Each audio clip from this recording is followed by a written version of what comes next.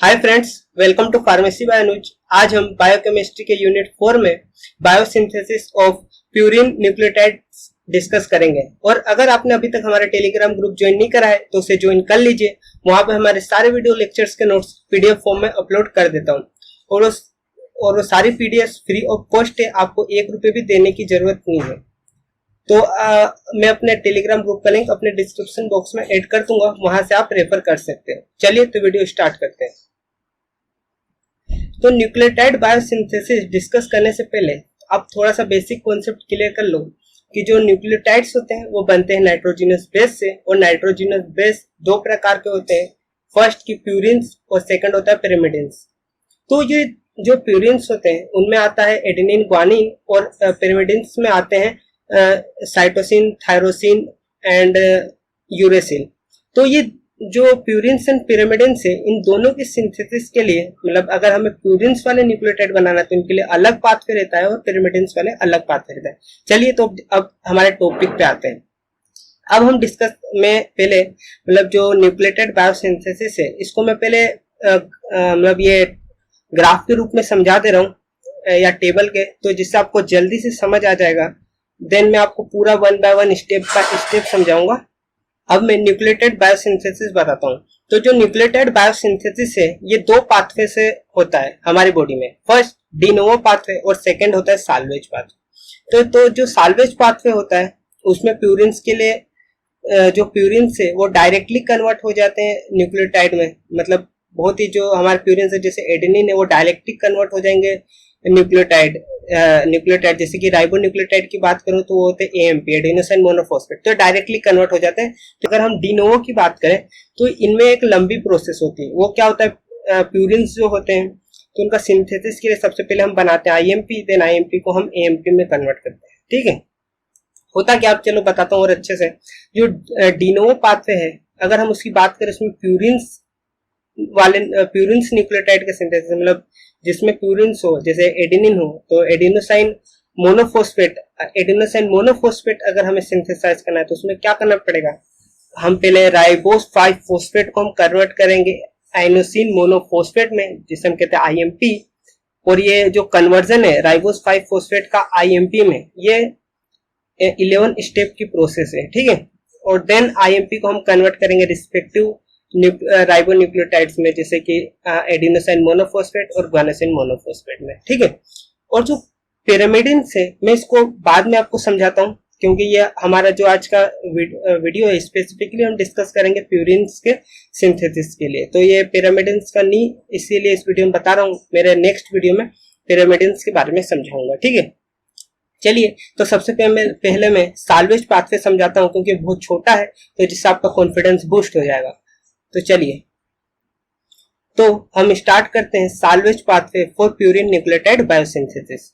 तो इसमें होता क्या है कि जो हमारे पास एडेनिन है और ग्वानिन है, इन एडेनिन और जो ग्वानिन है ये एक प्रकार के नाइट्रोजिनस बेस है।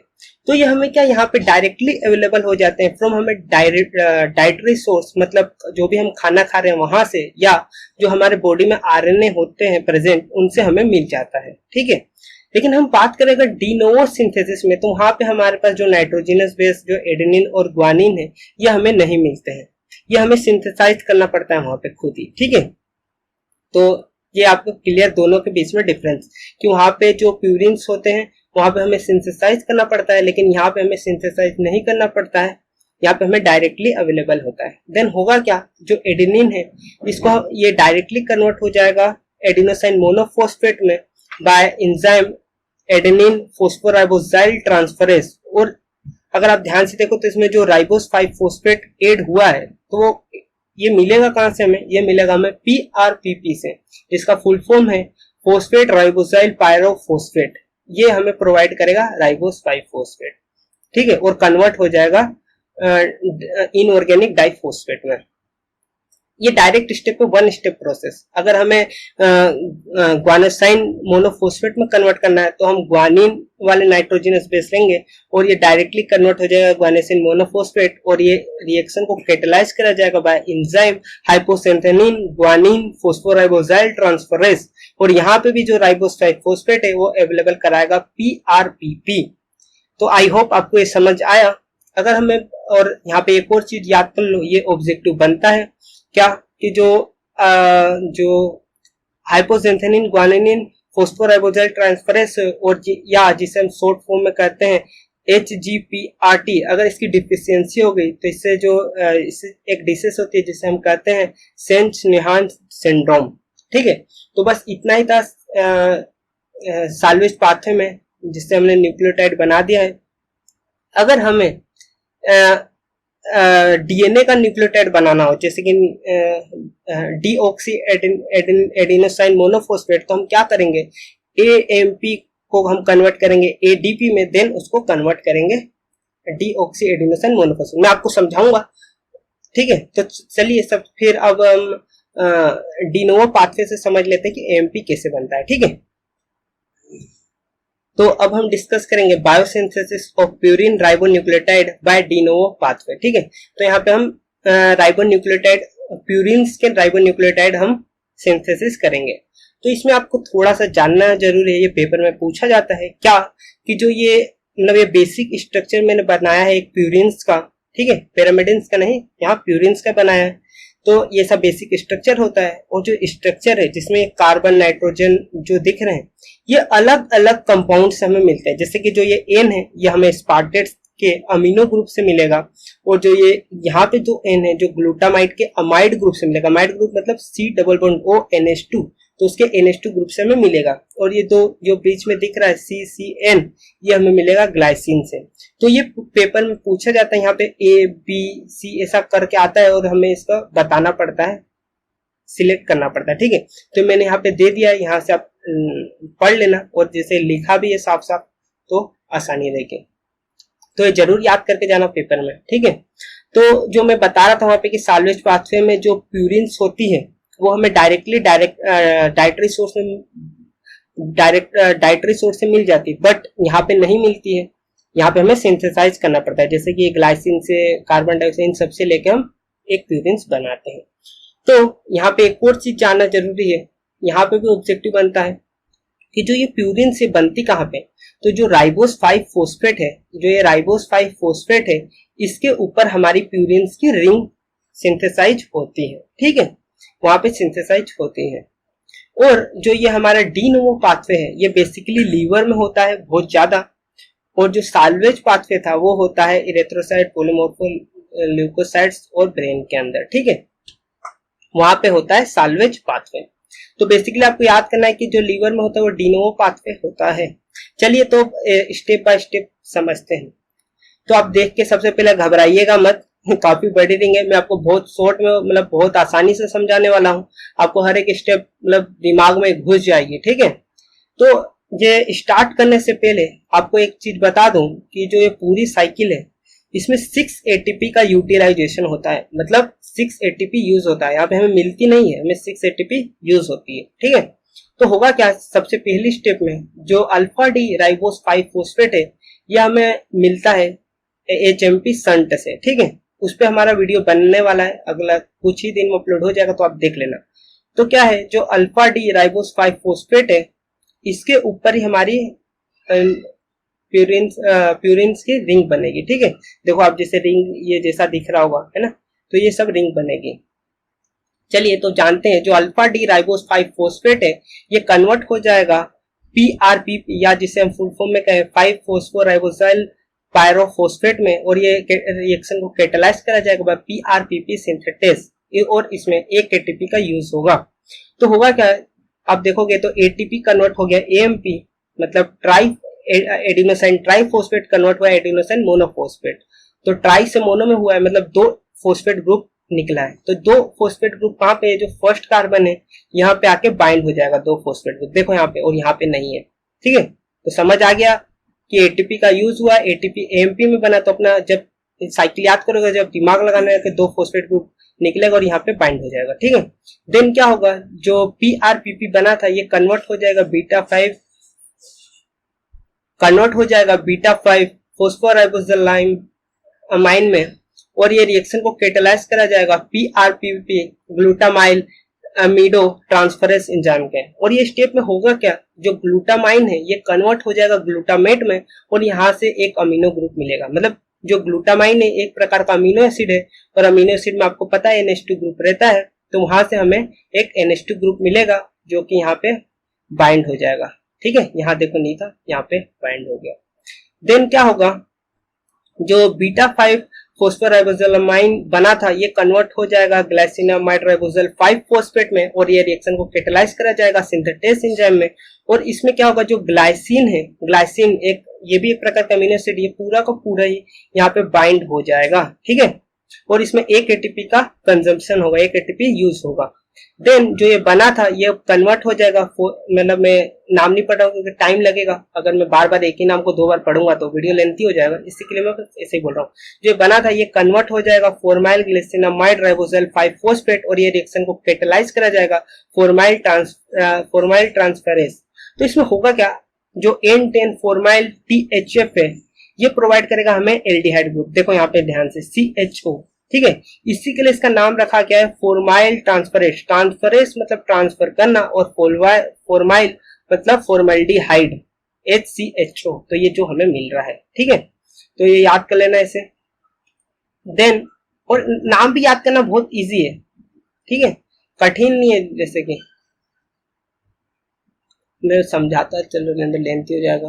देन क्या है, फॉर्माइल ग्लिसिनामाइड राइबोजोल 5 फोस्फेट है, ये कन्वर्ट हो जाएगा फॉर्माइल ग्लिसिनामाइड राइबोजोल 5 फोस्फेट में और ये रिएक्शन को कैटालाइज करा जाएगा बाय एंजाइम सिंथेटेस और इसमें भी जो ग्लूटामाइन है इसका यूज होगा और ये ग्लूटामेट में कन्वर्ट होगा और जो इसका अमाइड ग्रुप है इससे हमें अमीनो NH2 ग्रुप मिलेगा, अमीनो ग्रुप मिलेगा। ठीक है, और ये यहाँ पे बाइंड होगा, देखो NH ग्रुप आके बाइंड हुआ। ठीक है, तो बस इतना ही था ये स्टेप में। देन जो बना है ये कन्वर्ट हो जाएगा ए अमीनो अमीडाजोल राइबोजाइल 5 फोस्फेट में कन्वर्ट हो जाएगा और ये कन्वर्जन को कैटालाइज करा जाएगा बाय एंजाइम सिंथेटेस और इसमें एक एटीपी का यूज होगा।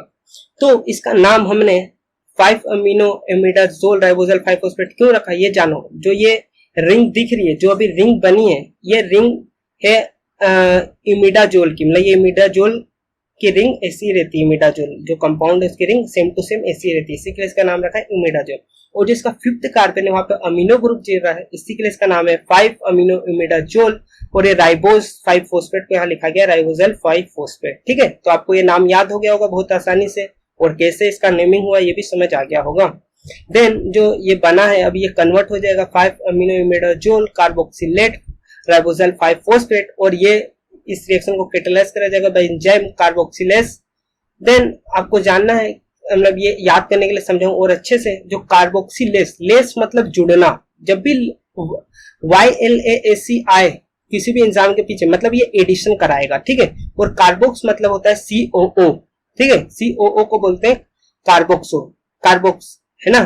तो क्या हो रहा है, जो कार्बन डाइऑक्साइड है, ये COO ये यहाँ पे आके 4th कार्बन पे बाइंड हो रहा है। देखो इसी के लिए इस एंजाइम का नाम है कार्बोक्सिलेस। ठीक है, देन इसका नेमिंग क्यों रखा गया ये भी समझा देता हूँ। 5th कार्बन पे अमीनो ग्रुप है, इसी के लिए 5 अमीनो और इमिडाजोल क्योंकि इसके इमिडाजोल की रिंग इसी के लिए, और कार्बोक्सिलेट मतलब COO को हम बोलते हैं कार्बोक्सिलेट, इसी के लिए कार्बोक्सिलेट और ribose 5 phosphate.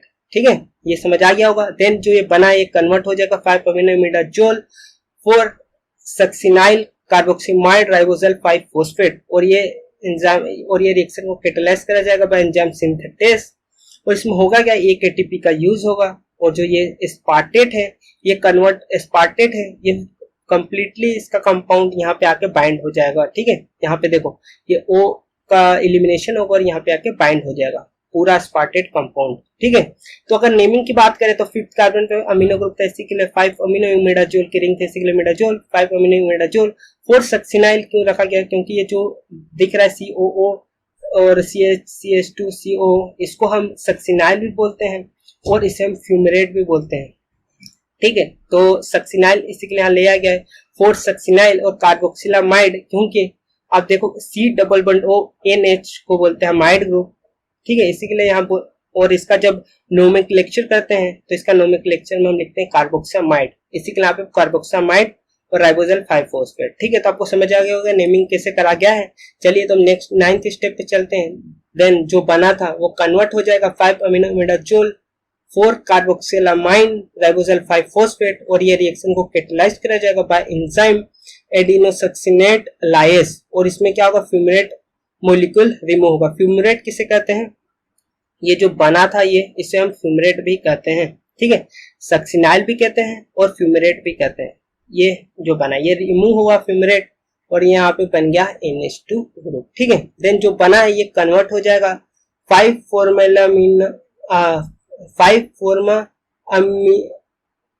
Amino imidazole 4 कार्बोक्सिलामाइड राइबोजाइल 5 phosphate, और इसको इस रिएक्शन को कैटेलाइज करा जाएगा बाय एंजाइम फॉर्माइला ट्रांसफरेज। इसमें भी क्या होगा, वापस से वहां पे आपने देखा था N10 फॉर्माइल THF आया था, तो वहां पे भी इसने एल्डिहाइड ग्रुप दिया था, और यहाँ पे भी एक एल्डिहाइड ग्रुप दे रहा है, फॉर्मल्डिहाइड ग्रुप दे रहा है, ठीक है, HCHO, ठीक है। तो यहाँ पे CHO ग्रुप बाइंड हुआ है। देन अब क्या होगा, जो बना था कन्वर्ट हो जाएगा एट द एंड आइनोसाइन मोनोफॉस्फेट, या जिसे हम कहते हैं IMP, ठीक है। तो ये रिएक्शन को कैटेलाइज कर देगा बाय एंजाइम साइक्लोहाइड्रोलेस। हाइड्रोलेस क्यों कहा गया, क्योंकि ये वाटर मॉलिक्यूल निकाल रहा है, इसी के लिए हाइड्रोलेस, ठीक है। और एट द एंड ये बन गया है आयोनोसिन मोनोफॉस्फेट। तो जैसे मैंने आपको बताया था, अब जो IMP या आयोनोसिन मोनोफॉस्फेट बन जाता है, तो अब इसको रिस्पेक्टिवली कन्वर्ट करा जाता है अगर एडिनोसिन मोनोफॉस्फेट और गानेसिन मोनोफॉस्फेट। तो चलिए तो जानते हैं कि एडिनोसिन मोनोफॉस्फेट और गानेसिन मोनोफॉस्फेट में कैसे कन्वर्ट होता है। तो ये आ गया, ठीक है। तो अब आयोनोसिन मोनोफॉस्फेट तो हमारा बन गया है। अगर हमें एडिनोसिन मोनोफॉस्फेट बनाना है तो उसका अलग पाथ है, और GMP या गोनेसिन मोनोफॉस्फेट बनाना है तो उसका अलग पाथ है। चलिए तो एडिनोसिन मोनोफॉस्फेट डिस्कस करते हैं, पहले कैसे बनता है। तो क्या होता है, जो एडिनोसिन मोनोफॉस्फेट बना था ये कन्वर्ट हो जाता है adenylyl succinate bye enzyme adenylyl succinate synthetase, और इसमें होता क्या है, एक GTP का यूज होता है जो कन्वर्ट हो जाता है GTP प्लस इनऑर्गेनिक फॉस्फेट में। इनऑर्गेनिक इसे इसी के लिए कहा गया है क्योंकि किसी ऑर्गेनिक कंपाउंड से बाइंड नहीं है, ठीक है। और जो अस्पार्टेट है, यहाँ पे अस्पार्टेट का पूरा मॉलिक्यूल बाइंड हो जाएगा। अस्पार्टेट एक अमीनो एसिड है, और ये इसका सेम टू सेम यही स्ट्रक्चर, बस अगर आप रियल स्ट्रक्चर देखोगे यहाँ पे तो NH2 रहेगा, ठीक है। देन अस्पार्टेट मॉलिक्यूल यहाँ बाइंड हो गया और ये कन्वर्ट हो गया है एडिनाइल सक्सिनेट। देन क्या होगा, ये एडिनाइल सक्सिनेट है, ये कन्वर्ट हो जाएगा एडिनोसाइन मोनोफॉस्फेट बाय एंजाइम, और ये रिएक्शन को कैटेलाइज करा जाएगा बाय एंजाइम एडिनाइल सक्सिनेस, और इसमें होगा क्या, fumarate group, fumarate compound eliminate होगा। फ्यूमेरेट किसे कहते हैं, मैंने एक बार अभी पीछे भी बताया था। ये NH को छोड़ के जो बाहर का जितना पार्ट है, COOH, NH, CH2, COH, इसको बोलते हैं हम फ्यूमेरेट, ठीक है। तो ये एलिमिनेट हुआ और यहाँ पे NH2 ग्रुप बन गया, और इसी को हम कहते हैं AMP या एडिनोसाइन मोनोफॉस्फेट, जो कि एक प्रकार का राइबो न्यूक्लियोटाइड है, मतलब RNA का न्यूक्लियोटाइड है। देन अगर हम ग्वानिसिन मोनोफॉस्फेट की बात करें तो क्या होगा, जो IMP है ये कन्वर्ट हो जाएगा जेंथोसाइन मोनोफॉस्फेट, जिसे हम कहते हैं XMP, और इसे रिएक्शन को कैटेलाइज करा जाएगा बाय एंजाइम IMP डिहाइड्रोजिनेस, और यहाँ पे हमें 3 ATP मिलेगा। कैसे, NAD कन्वर्ट हो जाएगा NADH प्लस H+ में, और जो NADH है ये इलेक्ट्रॉन ट्रांसपोर्ट रिएक्शन में पार्ट लेगा और हमें 3 ATP देगा, ठीक है। देन जो XMP बना है ये कन्वर्ट हो जाएगा ग्वानिसिन मोनोफॉस्फेट में बाय एंजाइम GMP सिंथेटेस, और ये रिएक्शन में होगा क्या, एक ATP का यूटिलाइजेशन होगा, और ग्लूटामाइन है ये कन्वर्ट हो जाएगा ग्लूटामेट में, और हमें मिल जाएगा ग्वानिसिन मोनोफॉस्फेट, ठीक है। मतलब ये कन्वर्जन से क्या हुआ, हमें एक अमीनो ग्रुप इसने दिया जो कि यहाँ पे बाइंड हुआ। देखो यहाँ पे डबल बॉन्ड हो था और यहाँ पे NH2 ग्रुप आके जुड़ गया है। तो आपने सीख लिया कि AMP और GMP, लेकिन जैसे मैंने आपको पहले भी बताया था, ये तो हमने मतलब हम बात करें प्यूरिन न्यूक्लियोटाइड तो यहाँ पे एंड हो गया है, लेकिन मैं आपको थोड़ा और आगे बताता हूँ, क्योंकि जो AMP है ये डायरेक्टली पार्ट नहीं ले पाते हैं, किसी मेटाबॉलिक रिएक्शन में पार्ट लेना है तो ये कन्वर्ट होते हैं ATP और GTP में, ठीक है। देन ये मेटाबॉलिक रिएक्शन में पार्ट लेते हैं, जैसे कि यहाँ पे भी देखोगे ATP मेटाबॉलिक रिएक्शन में मतलब पार्ट लिया, नहीं तो इसे नहीं ले पाता है, ठीक है। देन होगा क्या, चलो तो मैं बताता हूँ AMP कैसे ATP में कन्वर्ट होता है। तो जो न्यूक्लियोसाइड मोनोफॉस्फेट या जिसे हम कहते हैं AMP और GMP, ये सबसे पहले कन्वर्ट होते हैं ADP और GDP में, जो कि है न्यूक्लियोसाइड डाइफॉस्फेट। तो ADP में कन्वर्ट हो जाएगा और GDP में कन्वर्ट हो जाएगा बाय एंजाइम NMP काइनेस, और इसमें एक एटीपी का यूज होगा। देन ये क्या होगा, देखो यहाँ ध्यान से सुनना, जो एडीपी है और जीडीपी है, अगर हमें इसका डीएनए का न्यूक्लियोटाइड बनाना है, मतलब डीऑक्सी एडिनोसाइन मोनोफॉस्फेट में कन्वर्ट करना है, तो यहीं से कन्वर्जन होगा, ठीक है, एडीपी से। ठीक है, अब जानो एटीपी में अभी कन्वर्जन सीख। अब क्या होगा, जो एडीपी और जीडीपी है ये कन्वर्ट हो जाएगा एटीपी या जीडीपी में बाय एंजाइम एनडीपी काइनेस, और यहाँ पे एक एटीपी का यूज होगा। तो आप जान गए एटीपी कन्वर्जन। देन चलो मैं आपको थोड़ा सा और बता देता हूँ, जो अब डीएनए का न्यूक्लियोटाइड बनाना है तो कैसे बनेगा। ठीक है, चलिए तो जल्दी से जान लेते हैं। ये बहुत छोटा रिएक्शन है। क्या होगा, अगर हमें आरएनए के न्यूक्लियोटाइड से अगर हमें बनाना है डीएनए का न्यूक्लियोटाइड, तो ये स्टेप से होगा। क्या होगा, हम सबसे पहले एडीपी या जीडीपी लेंगे और इनको डायरेक्टली कन्वर्ट कर देंगे डीऑक्सी न्यूक्लियोटाइड डाइफॉस्फेट में by enzyme ribonucleotide reductase. Then होगा क्या, ये आप ध्यान से यहाँ पे देखोगे तो होगा क्या, जो ये C2 कार्बन है, मतलब यहाँ पे होगा रिडक्शन। ठीक है, तो रिडक्शन के लिए चाहिए इलेक्ट्रॉन, तो इलेक्ट्रॉन प्रोवाइड कौन करेगा, फर्स्ट ये जो हमारा एंजाइम है ये इलेक्ट्रॉन प्रोवाइड करेगा। सेकंड हमें इलेक्ट्रॉन प्रोवाइड करेगा थियोरेडोक्सिन। ठीक है, तो लेकिन जो थियोरेडोक्सिन होता है रिड्यूस फॉर्म में नहीं रहता है, अगर ये रिड्यूस फॉर्म में रहेगा तभी हमें इलेक्ट्रॉन प्रोवाइड करेगा, तो ये रहता है ऑक्सीडाइज्ड फॉर्म में। लेकिन ऑक्सीडाइज्ड फॉर्म को इसको रिड्यूस्ड फॉर्म में कन्वर्ट करा जाता है बाय एंजाइम थियोरेडोक्सिन रिडक्टेस, और यहाँ पे NADPH कन्वर्ट होता है NADP में। ठीक है, तो आपको समझ आ गया होगा, अब ये रिड्यूस्ड फॉर्म में हो गया और अब इलेक्ट्रॉन प्रोवाइड कर देगा, जिससे इसका रिडक्शन हो जाएगा। रिडक्शन किसे कहते हैं, मतलब gain of electron is called reduction. तो ये गेन करेगा और रिड्यूस हो जाएगा और कन्वर्ट हो जाएगा डीऑक्सी राइबोन्यूक्लियोटाइड डाइफॉस्फेट। देन क्या होगा, जो डीऑक्सी राइबोन्यूक्लियोटाइड डाइफॉस्फेट है ये कन्वर्ट हो जाएगा मोनोफॉस्फेट में, जिससे ये हमारा डीएनए का न्यूक्लियोटाइड बन जाएगा। ठीक है, तो बस फ्रेंड इतना ही। अगर आपको हमारा वीडियो पसंद आए तो लाइक करिए, शेयर करिए एंड सब्सक्राइब करिए।